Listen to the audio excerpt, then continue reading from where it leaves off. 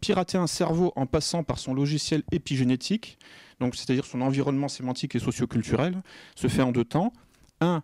Contourner les mécanismes de défense pour s'introduire dans la machine furtivement. 2. Si l'on est un black hat, donc un méchant pirate, réécrire le code pour faire dysfonctionner la machine, provoquer un bug.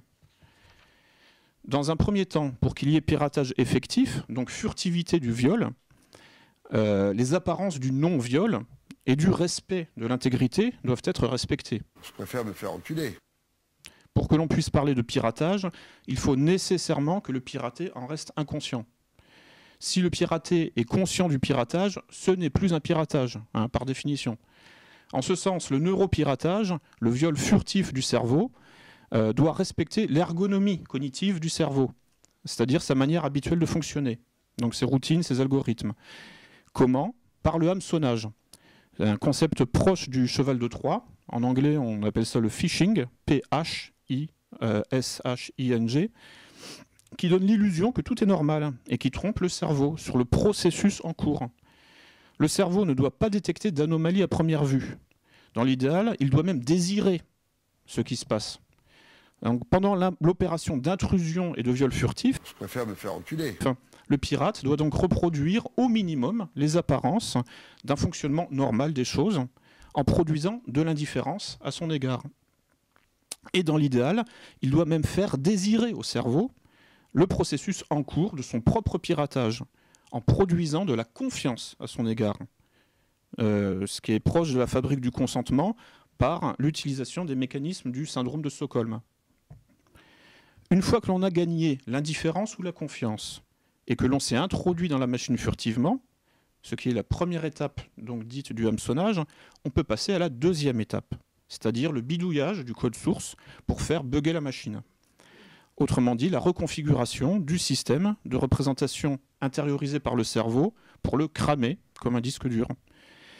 C'est le moment du conflit triangulé, qui consiste à implanter des contradictions internes au système, donc orchestrer un conflit sous contrôle entre les parties du système pour leur donner un mouvement séparatiste, centrifuge, et donc faire monter l'entropie et le désordre au sein du système et briser son unité organique et fonctionnelle. Dans cette perspective, l'implémentation de la figure d'analyse transactionnelle appelée triangle Karpman, dite aussi triangle dramatique, d'après Stephen Karpman en 1968, est l'une des plus connues. Le triangle dramatique de Karpman consiste à réduire le discours politique à trois places. Le bourreau, la victime et le sauveur. Si le neuropirate ne parvient pas à susciter l'indifférence simple, il doit donc impérativement susciter la confiance, en occupant la place de la victime ou du sauveur.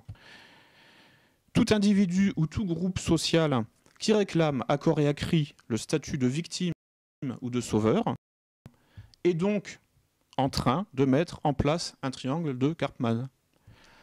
Le discours de la minorité persécutée s'inscrit dans ce dispositif et constitue un outil de neuropiratage, un hameçon efficace pour endormir la méfiance. Quand le statut de victime ou de sauveur est acquis par l'un des acteurs de la situation, conduisant à ce que les autres acteurs ne se méfient plus de lui, la victime ou le sauveur peut alors, enfin celui qui occupe la place de la victime ou du sauveur, peut alors commencer à détruire les autres furtivement, sans même que ces derniers ne soient en état de comprendre ce qui se passe exactement. Violer et détruire le cerveau furtivement suppose donc de le faire entrer dans un conflit triangulé. Je préfère me faire enculer. Dont la structure est un duel entre deux acteurs supervisés et orchestré par un troisième acteur. Il s'agit donc d'une mise en scène d'un conflit entre deux parties, mais sous contrôle d'une troisième partie, dont le travail consiste à lancer puis entretenir le conflit depuis sa position située hors du faisceau de l'attention.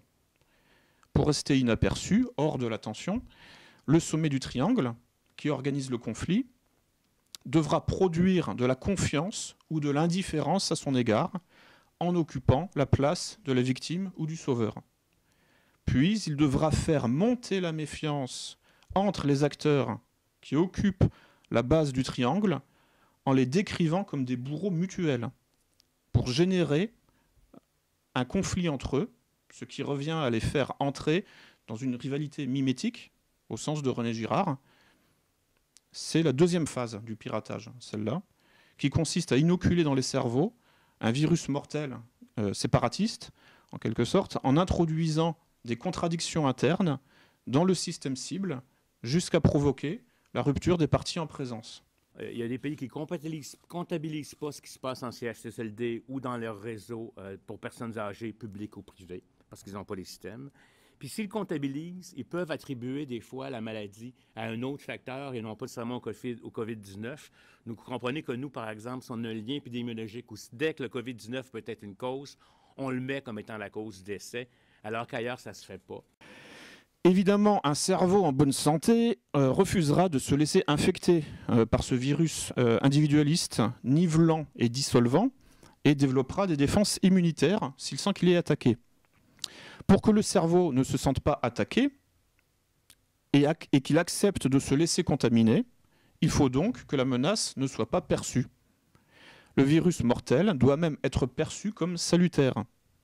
C'est le rôle du hameçon. Le faux bien pour un vrai mal. L'appât présenté par un ennemi ayant gagné notre confiance, car il occupe la place de la victime ou du sauveur.